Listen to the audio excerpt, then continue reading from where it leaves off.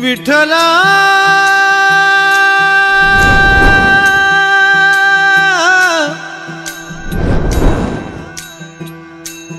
विठ्ठला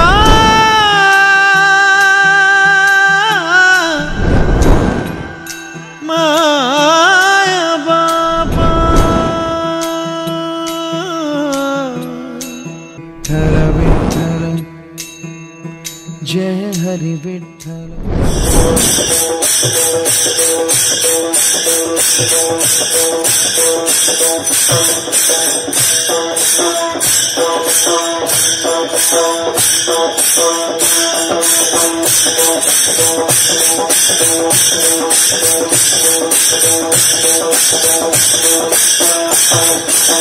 टाळी वाजवायची, टाळकरी वाजवायची, एक टाळी वाजवा, पांडुरंगाची शपथ आहे तुम्हाला।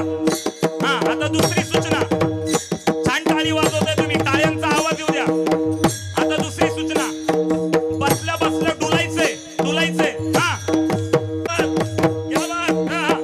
डुला डुला, देवासाठी डुलायचंय आणि देवासाठी नाचायचंय। क्या बात आहे। सर्व सुख लालो सर्व अलंकार सर्व अलंकार सर्व सुख लालो सर्व अलंकार सर्व सुख लालो सर्व अलंकार आनंद निर्भर डुलत सो आनंद निर्भर डुलत सो आनंद निर्भर डुलत सो एकमेकांच्या अंगावर पडले तरी चालत, पण तुला आनंद निर्भर डुलत सो आनंद निर्भर डुलत सो आनंद निर्भर डुलत सो आनंद निर्भर डुलत सो आनंद निर्भर डुलत सो सर्व सुख लालो सर्व अलंकार सर्व सुख लालो सर्व अलंकार सर्व सुख लालो सर्व अलंकार सर्व सुख लालो सर्व अलंकार सर्व सुख लालो सर्व अलंकार सर्व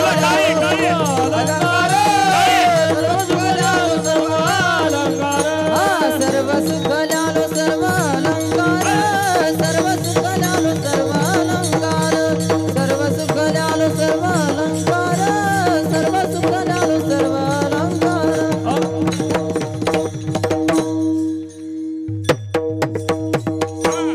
एकदा जोरदार टाळ्या झाल्या पाहिजे टाळकरांसाठी। का बात। मला सांगा बरं, हा आनंद किती पैसे दिल्यानंतर भेटलो? नाही भेटणार। तुम्ही म्हणा ना महाराज, तुमचं पाकिट दिल्यावर भेटल।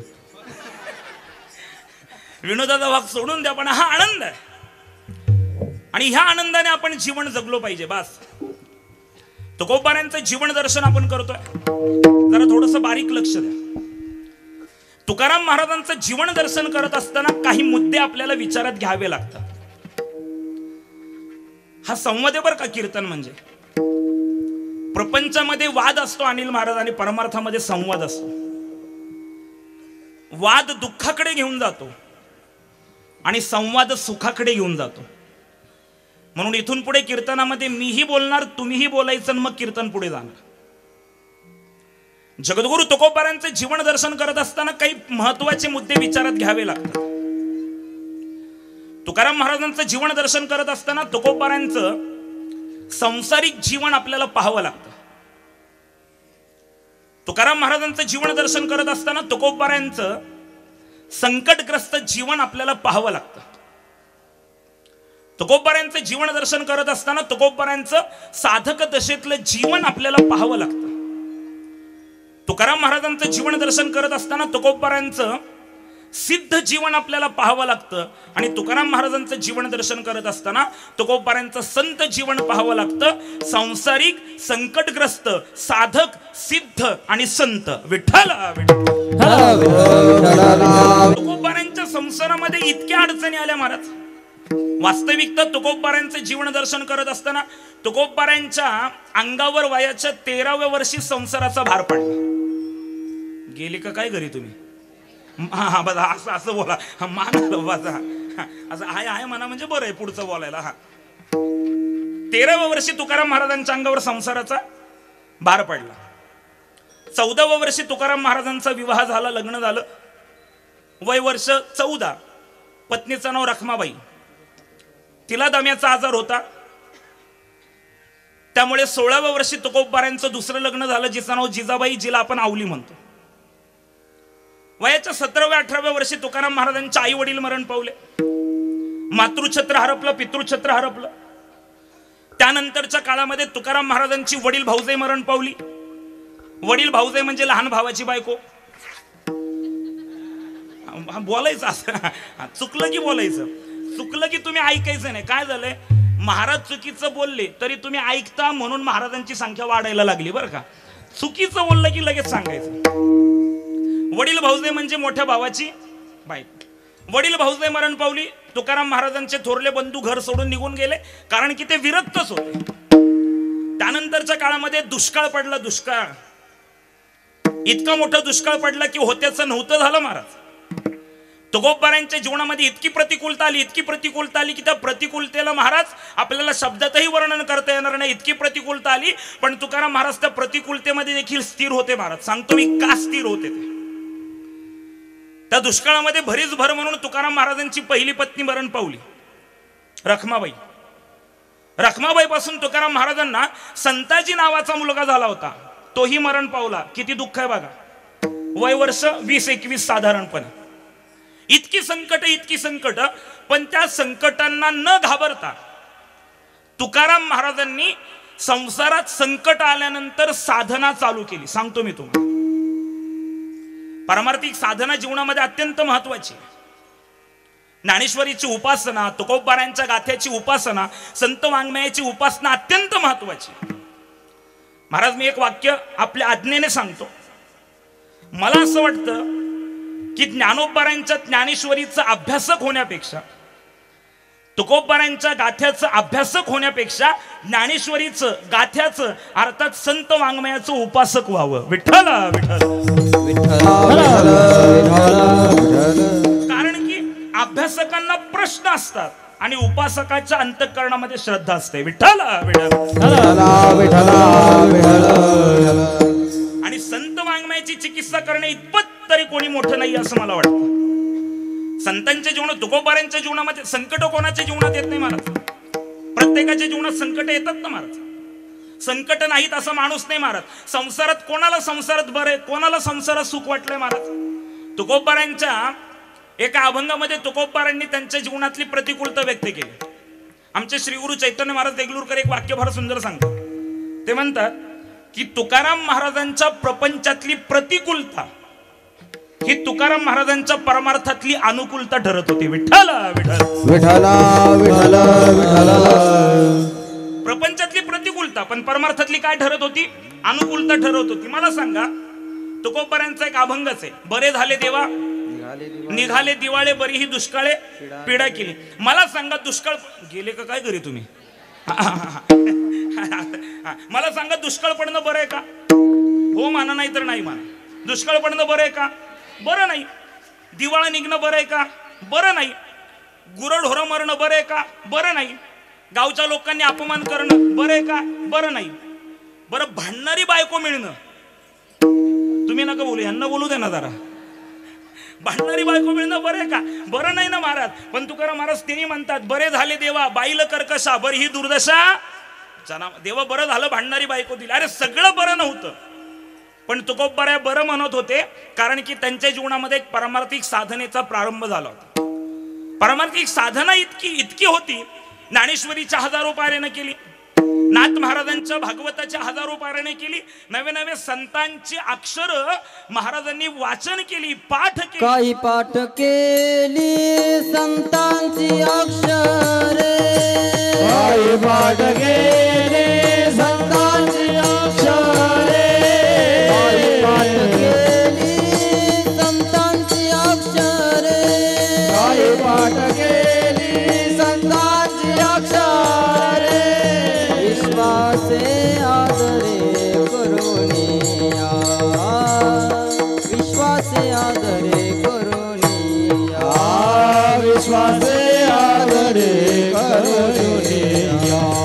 विश्वास आदरे करुणिया काही पाठ केली संतांची अक्षरे विश्वास आदरे करुणिया विश्वास आदरे करुणिया काही पाठ केली संतांची अक्षरे विश्वास आदरे करुणिया विश्वास आदरे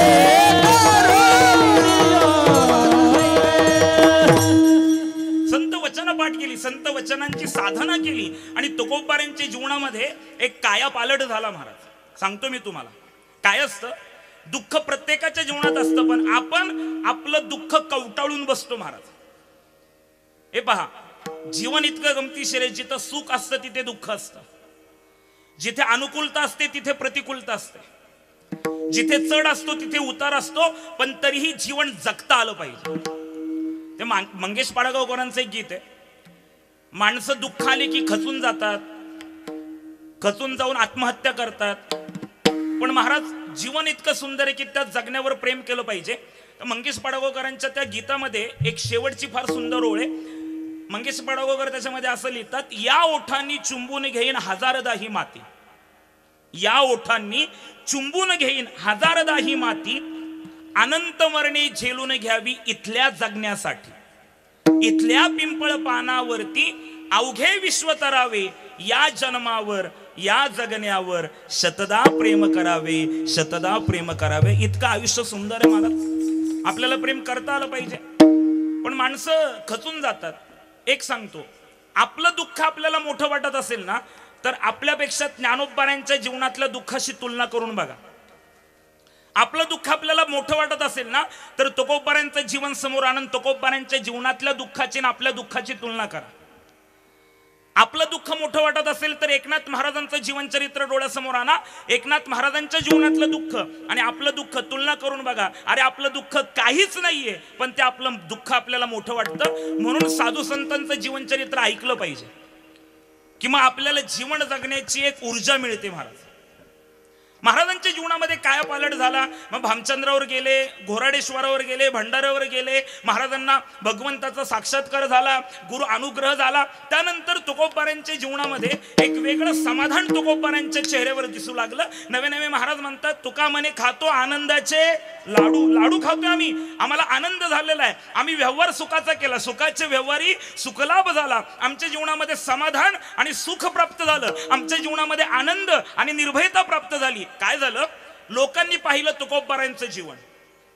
कारण की मला सांगा, तुकोबारांना दुष्काळाची झळ बसली होती, तसं त्या काळामध्ये असणाऱ्या प्रत्येकालाच दुष्काळाची झळ पडली बसली असेल ना. मला सांगा, नंदुरबार मध्ये जेव्हा पाऊस पडतो तेव्हा एकाच घरावर पडतो का शहरामध्ये पडतो? शहरामध्ये पडतो ना पूर्ण. मग दुष्काळ पडल्यानंतर फक्त त्याचा तुकाराम महाराजांनाच झाला असेल का त्या काळातल्या सगळ्या लोकांना झाला असेल? सगळ्या लोक गेले का काय घरी, तुम्ही बोला ना. सगळ्या लोकांना झाला असेल ना. अरे दुष्काळाचा त्रास सगळ्यांना झाला, पण तुकोबारांचं जीवन दर्शन पाहत असताना, तुकोबारांकडे पाहत असताना तुकोबारांच्या चेहऱ्यावर समाधान दिसू लागलं, तुकोबारांच्या चेहऱ्यावर आनंद दिसू लागला, तुकाराम महाराजांच्या चेहऱ्यावर तेज दिसू लागलं. आणि काही लोक तुकोबारांकडे गेली, तुकोबाराय म्हणली, महाराज तुमचं आणि आमचं जीवन सारखंच आहे हो. तुम्हीही दुष्काळाला तोंड देताय, आम्हीही दुष्काळाला तोंड देतोय. आमचंही होत्याचं नव्हतं झालंय, तुमचंही होत्याचं नव्हतं झालंय. तुमच्या जीवनामध्येही दुःख आहे, आमच्या जीवनामध्येही दुःख आहे. पण तुकाराम महाराज या दुःखाच्या प्रसंगी तुमच्याकडे पाहिल्यानंतर तुम्ही समाधानी दिसताय. एक सांगू का, ही मनस्थिती आहे बरं का. मी सुरुवातीलाच एक वाक्य वापरून गेलो होतो, प्रपंचामध्ये परिस्थितीला महत्व दिलं जातं आणि परमार्थामध्ये मनस्थितीला महत्व दिलं जातं. बदललेल्या परिस्थितीवर मात करण्याचं सामर्थ्य मनस्थिती करून देत असते, निर्माण करून देत असते. आणि मनस्थिती चांगली राहावी, मनस्थिती चांगली राहावी म्हणून काय करायचं माहितीये? मनस्थिती चांगली राहावी म्हणून दररोज संध्याकाळी टीव्ही समोर बसून तुला पाहते रे मालिका बघायची. तुला पाहते. मनस्थिती चांगली राहावी म्हणून लागिरं झालं जी बघायची. मनस्थिती चांगली राहावी म्हणून तुझ्यात जीव, बरं झालं, धन्य झालो कीर्तनाला.